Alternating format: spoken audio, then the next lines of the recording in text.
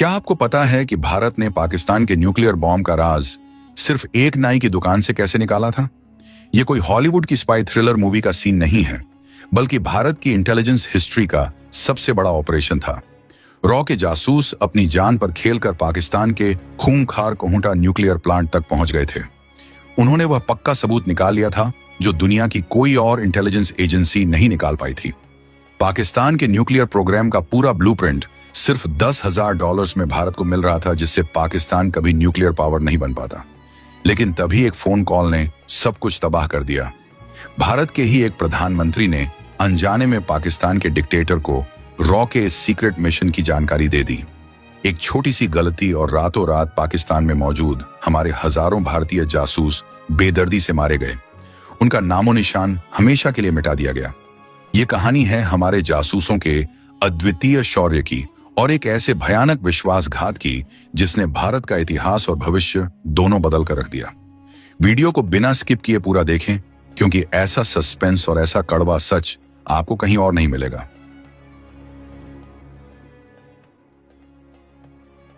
कहानी की शुरुआत होती है साल 1974 से, जब भारत ने पोखरण में अपना पहला न्यूक्लियर टेस्ट किया था और पूरी दुनिया को अपनी ताकत का एहसास करा दिया था। भारत की इस कामयाबी ने पाकिस्तान की नींद पूरी तरह से उड़ा दी थी। साल 1971 की जंग में भारत से करारी हार और बांग्लादेश के अलग होने के बाद पाकिस्तान वैसे ही बौखलाया हुआ था। पाकिस्तान के तत्कालीन नेता जुल्फिकार अली भुट्टो ने एक इंटरनेशनल इंटरव्यू में यहां तक कह दिया था कि पाकिस्तानी लोग घास खाएंगे लेकिन अपना न्यूक्लियर बॉम्ब जरूर बनाएंगे।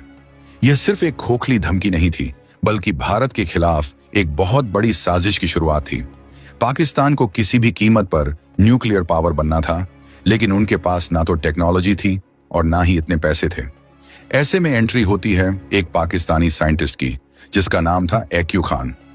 एक्यू खान उस वक्त नीदरलैंड्स की एक बहुत बड़ी न्यूक्लियर फ्यूल कंपनी में काम कर रहा था, जिसका नाम यूरेनको था। जब एक्यू खान ने भारत के न्यूक्लियर टेस्ट के बारे में सुना, तो उसने तुरंत जुल्फिकार अली भुट्टो को एक सीक्रेट लेटर लिखा और अपनी सर्विसेज ऑफर की। एक्यू खान एक बहुत ही शातिर और चालाक इंसान था। उसने यूरेनको कंपनी के अंदर से यूरेनियम एनरिचमेंट के टॉप सीक्रेट ब्लूप्रिंट्स चुराने शुरू कर दिए। ये ब्लूप्रिंट्स दुनिया के सबसे एडवांस्ड गैस सेंट्रीफ्यूज सिस्टम के थे, जो न्यूक्लियर बॉम्ब बनाने के लिए सबसे ज्यादा जरूरी होते हैं।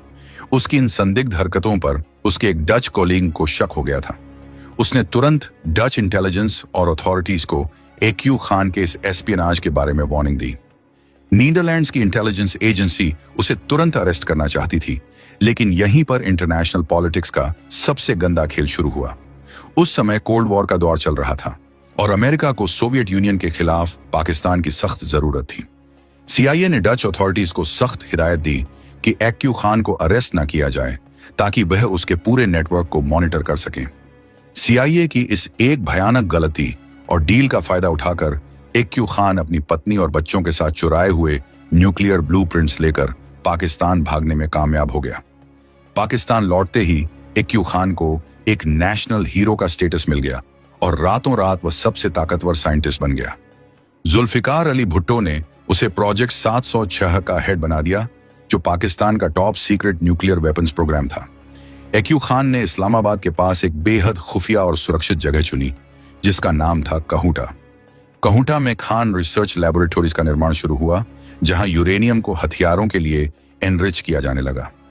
यह जगह इतनी सीक्रेट थी कि वहां परिंदा भी पर नहीं मार सकता था। कहूटा के चारों तरफ एंटी एयरक्राफ्ट गन्स लगी थीं और पाकिस्तानी आर्मी का सख्त पहरा था। दुनिया भर की इंटेलिजेंस एजेंसीज को भनक लग चुकी थी कि पाकिस्तान कुछ बहुत बड़ा और खतरनाक कर रहा है, लेकिन किसी के पास कोई ठोस सबूत नहीं था। CIA और इजराइल की इंटेलिजेंस एजेंसी मोसाद भी कहूटा के अंदर का सच जानने के लिए बेताब थी, लेकिन वह पूरी तरह से नाकाम रही। लेकिन जो काम दुनिया की कोई सुपर पावर नहीं कर पाई, वह काम भारत की खुफिया एजेंसी रॉ ने कर दिखाया। रॉ, जिसे उस वक्त भारत की प्रधानमंत्री इंदिरा गांधी का पूरा सपोर्ट हासिल था, वह अपने सबसे बेहतरीन दौर से गुजर रही थी। रॉ के तत्कालीन चीफ RN काव, जिन्हें मास्टर ऑफ स्पाइज कहा जाता था, उन्होंने अपने सबसे खतरनाक और बेहतरीन एजेंट्स को इस मिशन पर लगाया, जिन्हें काउबॉयज कहा जाता था। काउबॉयज का सिर्फ एक ही मकसद था, किसी भी तरह कहूटा का सच दुनिया के सामने लाना। यह कोई आसान मिशन नहीं था, क्योंकि कहूटा के अंदर घुसना मौत को सीधे दावत देने के बराबर था। वहां पकड़े जाने का मतलब था भयानक टॉर्चर और एक दर्दनाक मौत। लेकिन भारतीय जासूसों के लिए देश की सुरक्षा से बढ़कर कुछ नहीं था। कहूटा फैसिलिटी के अंदर सीधा इन्फिल्ट्रेशन करना लगभग नामुमकिन था। पाकिस्तानी इंटेलिजेंस एजेंसी ISI और पाकिस्तानी आर्मी की पैनी नजर हर एक इंसान पर थी जो उस इलाके के आसपास भी भटकता था। लेकिन रॉ के काउबॉयज ने हार नहीं मानी। जासूसी की दुनिया में जब सीधे रास्ते बंद हो जाते हैं तो दिमाग के दरवाजे खोलने पड़ते हैं। उन्होंने एक ऐसा मास्टर प्लान बनाया जो ग्लोबल इंटेलिजेंस हिस्ट्री में हमेशा के लिए अमर हो गया। रॉ ने बहुत ही गुपचुप तरीके से ऑपरेशन कहूटा लॉन्च किया। रॉ के अंडरकवर एजेंट्स ने कहूटा प्लांट के आसपास के इलाकों की बहुत ही बारीकी से रेकी करनी शुरू कर दी। कई दिनों की कड़ी निगरानी के बाद उन्होंने नोटिस किया कि कहूटा में काम करने वाले टॉप न्यूक्लियर साइंटिस्ट और इंजीनियर्स प्लांट के बाहर मौजूद एक छोटी सी नाई की दुकान यानी बार्बर शॉप पर अपने बाल कटवाने आते हैं। यह एक बहुत ही छोटी सी डिटेल थी जिसे कोई भी आम इंसान नजरअंदाज कर देता, लेकिन एक ट्रेंड स्पाई का दिमाग अलग तरीके से काम करता है। यहीं से रॉ के एजेंट्स को एक ब्रिलियंट आइडिया आया। उनका प्लान था कि अगर वह उन साइंटिस्ट्स के कटे हुए बालों के सैंपल्स हासिल कर लें तो लैबोरेटरी टेस्टिंग से यह आसानी से पता लगाया जा सकता है कि वह साइंटिस्ट्स किस तरह की केमिकल्स या रेडिएशन के संपर्क में आ रहे हैं। रॉ के एक एजेंट ने अपनी जान की बाजी लगाकर उस बार्बर शॉप के स्टाफ से कांटेक्ट बनाया। बहुत ही चालाकी से बिना किसी को शक हुए उस एजेंट ने नाई की दुकान के फर्श से वैज्ञानिकों के कटे हुए बालों के सैंपल इकट्ठे किए। ये सैंपल एक बहुत ही सिक्योर और कवर तरीके से बॉर्डर पार कराकर भारत लाए गए। यह कोई छोटी कामयाबी नहीं थी, बल्कि दुश्मन की नाक के नीचे से सबसे बड़ा सबूत चुराने जैसा था। भारत आते ही इन बालों के सैंपल्स को तुरंत बार्क यानी भाभा एटॉमिक रिसर्च सेंटर भेजा गया। बार्क के साइंटिस्ट ने जब इन बालों को इरेडिएट किया और उनकी केमिकल कॉम्पोजिशन चेक की तो जो रिजल्ट निकलकर सामने आया उसने भारत सरकार और इंटेलिजेंस कम्युनिटी की नींद उड़ा दी। उन बालों में हाई रेडिएशन और बॉम्ब ग्रेड यूरेनियम के पक्के ट्रेसेस मिले थे। यह इस बात का 100% सॉलिड प्रूफ था कि पाकिस्तान सिर्फ बिजली बनाने के लिए न्यूक्लियर पावर यूज नहीं कर रहा है, बल्कि वह पूरी तरह से वेपन्स ग्रेड यूरेनियम एनरिच कर चुका है। यह रॉ की एक बहुत बड़ी जीत थी। बिना एक भी गोली चलाए और बिना कहूटा के अंदर कदम रखे भारत ने पाकिस्तान का सबसे बड़ा राज बेनकाब कर दिया था। इस इंटेलिजेंस ब्रेक थ्रू के बाद रॉ का कॉन्फिडेंस आसमान छूने लगा था। अब उन्हें कहूटा प्लांट के अंदर का पूरा ब्लूप्रिंट चाहिए था ताकि जरूरत पड़ने पर उसे तबाह किया जा सके। इजराइल की खुफिया एजेंसी मोसाद भी पाकिस्तान के इस इस्लामिक बॉम्ब से बहुत ज्यादा डरी हुई थी। मोसाद ने रॉ के साथ हाथ मिलाया और कहूटा के हर डिटेल को समझने के लिए एक जॉइंट ऑपरेशन शुरू किया। रॉ के एजेंट्स ने अपनी जान पर खेलकर कहूटा प्लांट के अंदर काम करने वाले एक पाकिस्तानी ऑफिशियल को ढूंढ निकाला जो पैसों के लालच में भारत के लिए जासूसी करने को तैयार हो गया था। यह पाकिस्तानी मोल कहूटा न्यूक्लियर प्रोजेक्ट का पूरा ब्लूप्रिंट और सारे टेक्निकल डिटेल्स रॉ को सौंपने के लिए राजी था।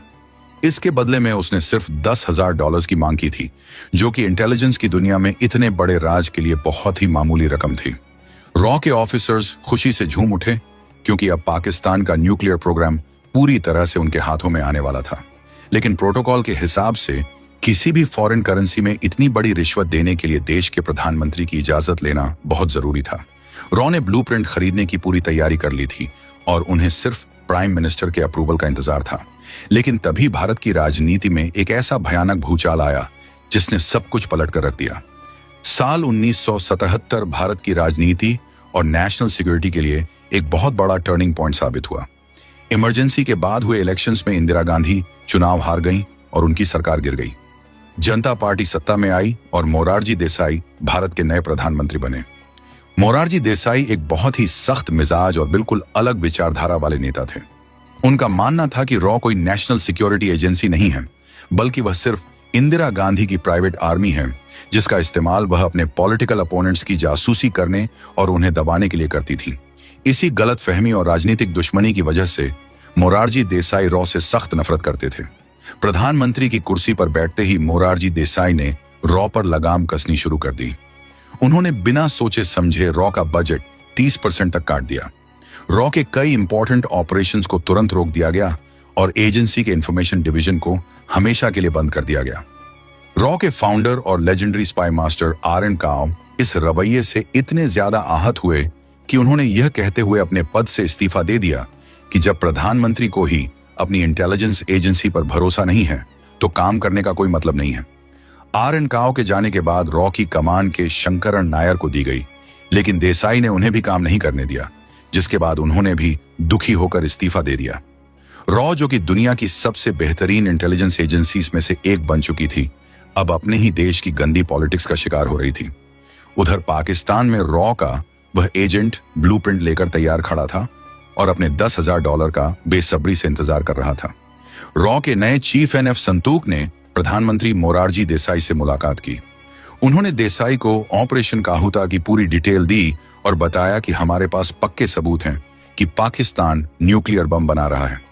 संतूक ने ब्लूप्रिंट खरीदने के लिए $10,000 रिलीज करने की परमिशन मांगी, लेकिन मोरारजी देसाई का जवाब सुनकर रॉ के ऑफिसर्स के पैरों तले जमीन खिसक गई। देसाई ने साफ तौर पर यह पैसा देने से मना कर दिया।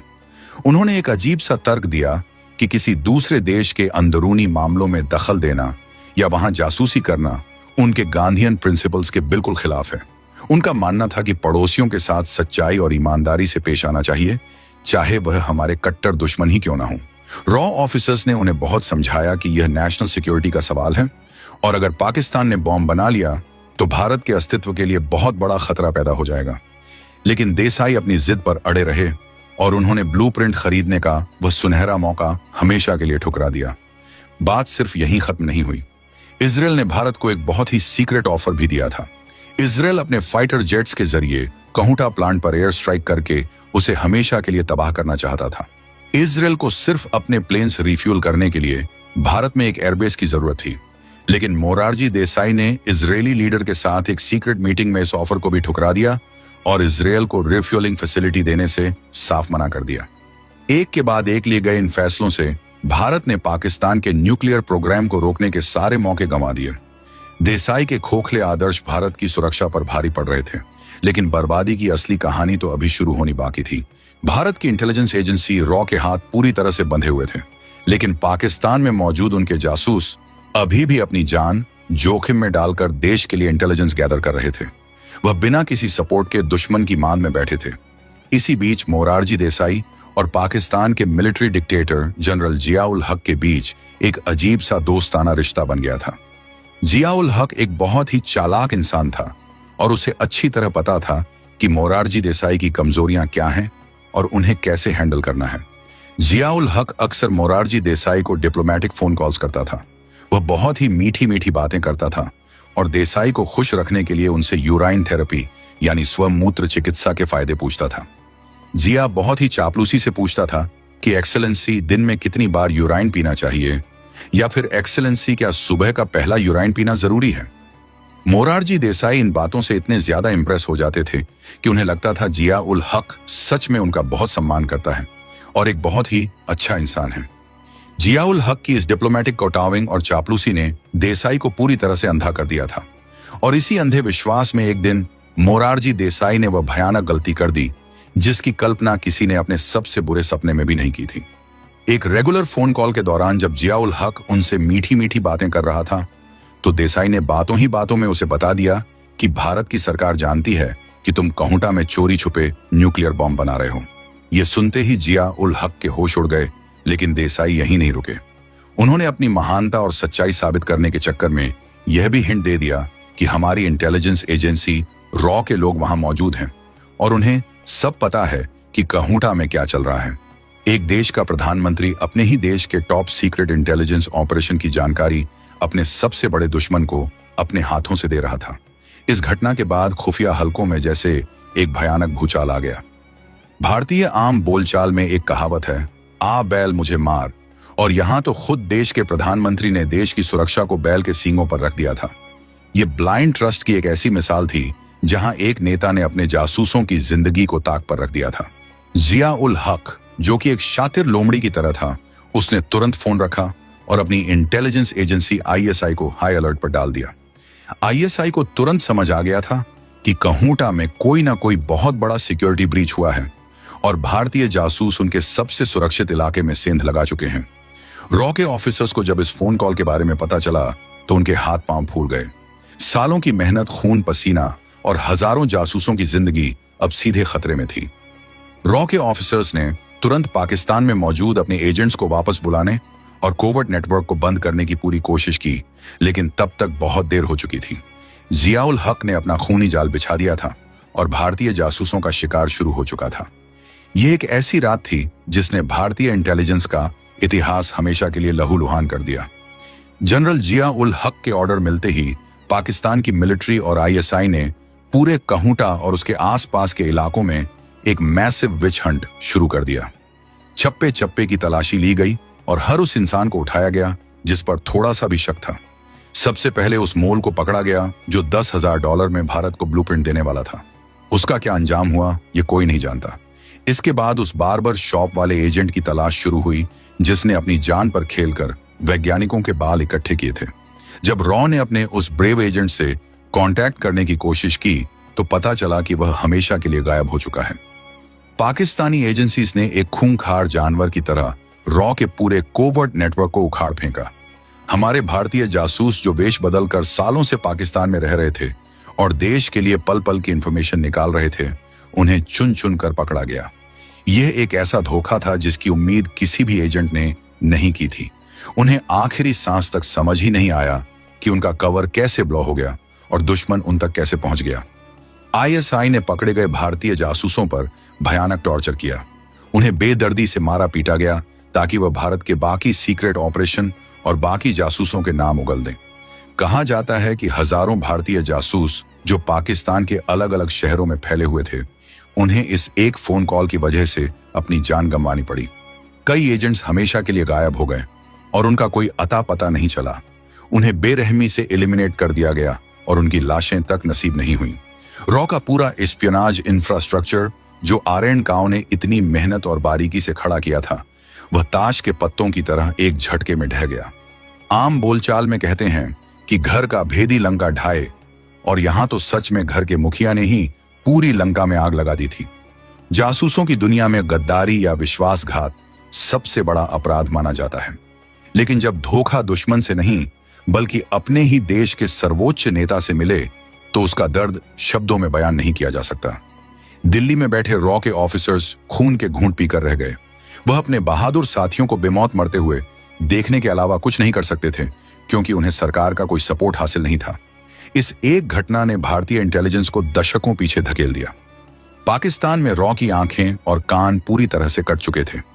जासूसों का मनोबल पूरी तरह से टूट चुका था, क्योंकि जिस देश के लिए वह अपनी जान दे रहे थे, उसी देश की पॉलिटिक्स ने उन्हें बलि का बकरा बना दिया था। जिन काउबॉयज ने अपनी जान हथेली पर रखकर भारत को इतनी बड़ी इंटेलिजेंस कामयाबी दिलाई थी, उन्हें उनके ही देश के सिस्टम ने पीठ में छुरा घोंप दिया।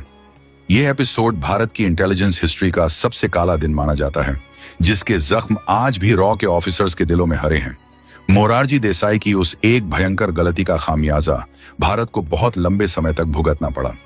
रॉ के हजारों एजेंट्स के मारे जाने और नेटवर्क के पूरी तरह खत्म होने के बाद पाकिस्तान ने कहूटा प्लांट की सिक्योरिटी को कई गुना बढ़ा दिया और उसे जमीन के नीचे अंडरग्राउंड शिफ्ट कर दिया। एक्यू खान ने बिना किसी रोक टोक और डर के यूरेनियम एनरिचमेंट का काम पूरा किया, क्योंकि अब उसे रोकने वाला या उसकी जासूसी करने वाला पाकिस्तान में कोई नहीं बचा था। अगर उस वक्त रॉ को वह ब्लूप्रिंट मिल गया होता या इजराइल को अटैक करने की परमिशन मिल गई होती, तो शायद पाकिस्तान कभी न्यूक्लियर पावर नहीं बन पाता। लेकिन 1983 आते आते पाकिस्तान ने अपना पहला कोल्ड टेस्ट सक्सेसफुली कर लिया था और आखिरकार 28 मई 1998 को पाकिस्तान ने चगाई में न्यूक्लियर टेस्ट करके खुद को पूरी दुनिया के सामने एक न्यूक्लियर आर्म्ड नेशन घोषित कर दिया। यह सीधा सीधा हमारी उस इंटेलिजेंस फेलियर और पॉलिटिकल कावर्डिस का नतीजा था जिसका बीज 1977 में बोया गया था। रॉ के वह महान जासूस जो पाकिस्तान की जेलों में सड़ते रहे और बेनाम ही इस दुनिया से चले गए, उन्हें कभी कोई ऑफिशियल रिकॉग्निशन या सम्मान नहीं मिला। रविंद्र कौशिक जैसे महान जासूस, जिन्हें ब्लैक टाइगर कहा जाता था, उन्होंने भी अपनी जिंदगी के 16 साल पाकिस्तान की जेलों में भयानक टॉर्चर सहते हुए गुजार दिए और 2001 में वहीं शहीद हो गए। हालांकि उनका केस कहूटा ऑपरेशन से डायरेक्टली जुड़ा हुआ नहीं था, लेकिन वह भी इसी पॉलिटिकल सिस्टम और इंटेलिजेंस फेलियर्स का शिकार हुए थे। जहां एक जासूस को पकड़े जाने के बाद सरकार पहचानने से इनकार कर देती है। इस पूरी कहानी में सबसे बड़ी विडंबना और तंज की बात तो यह है कि पाकिस्तान जनरल जिया उल हक के जरिए मोरारजी देसाई का इतना ज्यादा आभारी था कि 19 मई 1990 को पाकिस्तान सरकार ने मोरारजी देसाई को अपने सबसे बड़े सिविलियन अवार्ड निशान-ए-पाकिस्तान से नवाजा। वह यह अवार्ड पाने वाले इतिहास के इकलौते भारतीय प्रधानमंत्री हैं। कई मिलिट्री एक्सपर्ट्स और इंटेलिजेंस ऑफिसर्स का यह खुलेआम मानना है कि यह अवार्ड उन्हें उसी न्यूक्लियर लीक और रॉ नेटवर्क को तबाह करने के इनाम के तौर पर दिया गया था। आज जब हम इतिहास के पन्नों को पलटकर देखते हैं तो पता चलता है कि नेशनल सिक्योरिटी के मामलों में ब्लाइंड ट्रस्ट या खोखले आदर्श कितने खतरनाक और जानलेवा हो सकते हैं। रॉ ने अपना काम पूरी ईमानदारी और देशभक्ति से किया था। उन्होंने नाई की दुकान से बाल चुराने जैसा इम्पॉसिबल मिशन सक्सेसफुल करके दिखाया था, लेकिन गंदी राजनीति और एक नेता के अहंकार के सामने उनकी एक ना चली।